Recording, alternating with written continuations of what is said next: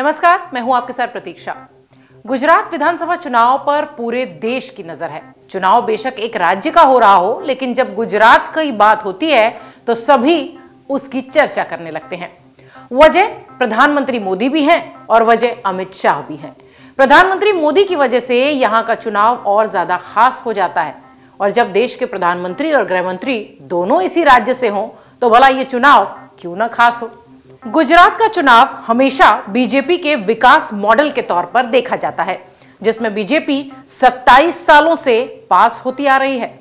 गुजरात का चुनाव खास सिर्फ यहां के गुजराती ही नहीं बल्कि प्रवासी भी बनाते हैं। जी हां, 2 चरणों के इस चुनाव में उत्तर प्रदेश की चर्चा ज्यादा हो रही है। आइए अब आपको बताते हैं कि आखिरकार उत्तर प्रदेश की चर्चा गुजरात चुनाव में आखिर क्यों और कैसे हो रही है। सभी पार्टियों के लोग उत्तर प्रदेश के लोगों को केंद्र में क्यों रख रहे हैं, ये तमाम वो सवाल हैं जो आपके जहन में उठ रहे होंगे। आइए हम बताते हैं इसका जवाब। 182 सीटों वाली गुजरात में लगभग 27 साल बाद त्रिकोणीय मुकाबला हो रहा है। 1990 के बाद कांग्रेस और बीजेपी के अलावा आम आदमी पार्टी मैदान में दिख रही है। इससे पहले एक तीसरा धड़ जो कि बनाने का प्रयास किया गया था, जिसमें केशुभाई पटेल, शंकर सिंह वाघेला और चिन्मय भाई पटेल जैसे दिग्गज नेता थे, और इन्होंने खुद को तीसरे विकल्प के तौर पर गुजरात की जमीन पर स्थापित करने की कोशिश की थी, लेकिन ये असफल हुए थे। गुजरात चुनाव और उत्तर प्रदेश का कनेक्शन गुजरात के कई इलाकों में देखने को मिलेगा और मिल भी रहा है। बीजेपी के चुनाव प्रचारों में जेसीबी की चर्चा हो रही है, जो कि उत्तर प्रदेश के चुनाव में होती थी। उत्तर प्रदेश के दिग्गज नेता बीजेपी की ओर से गुजरात की जमीन पर पहुंच रहे हैं। खासतौर पर सूरत के इलाकों में उत्तर प्रदेश के नेताओं का जमकर प्रचार और प्रसार चल रहा है। सूरत को बीजेपी का गढ़ माना जाता रहा है। पिछले चुनाव में जिले की 16 में से 15 और सीटों पर बीजेपी ने अपना कब्जा जमाया है, लेकिन आम आदमी पार्टी यहां सेंध लगाने की कोशिश में है। आम आदमी पार्टी ने महानगर पालिका के चुनाव में इतना बढ़िया प्रदर्शन किया था कि बीजेपी और कांग्रेस के लिए खतरे की घंटी बज गई। पिछले साल सूरत नगर निगम के चुनाव में आम आदमी पार्टी ने 27 सीटों पर कब्जा करके वहां का समीकरण ही बदल दिया था। अब आप लगातार भाजपा के लिए परेशानी का सबब बनी हुई है इन तमाम इलाकों में जहां भाजपा का गढ़ माना जाता रहा है। आप जानकर हैरान हो जाएंगे कि गुजरात में 1.5 करोड़ प्रवासी है। जी हां, बिल्कुल सही सुना आपने, 1.5 करोड़।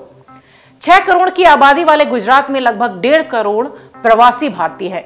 इनमें उत्तर प्रदेश और बिहार के लोगों की संख्या सबसे ज्यादा है।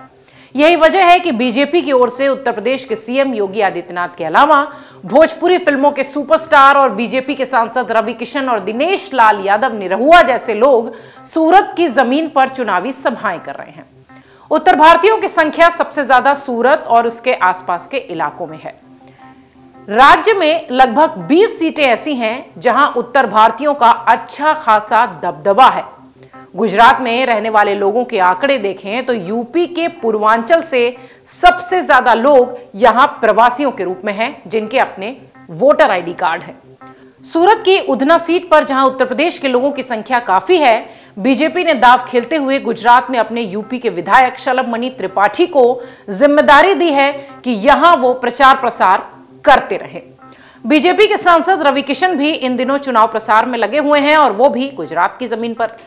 लंबे समय तक गुजरात की ब्यूरोक्रेसी के संभालने के बाद केंद्र में और फिर यूपी में मंत्री बने AK शर्मा भी इन दिनों गुजरात की जमीन पर चुनावी कमान संभाल रहे हैं।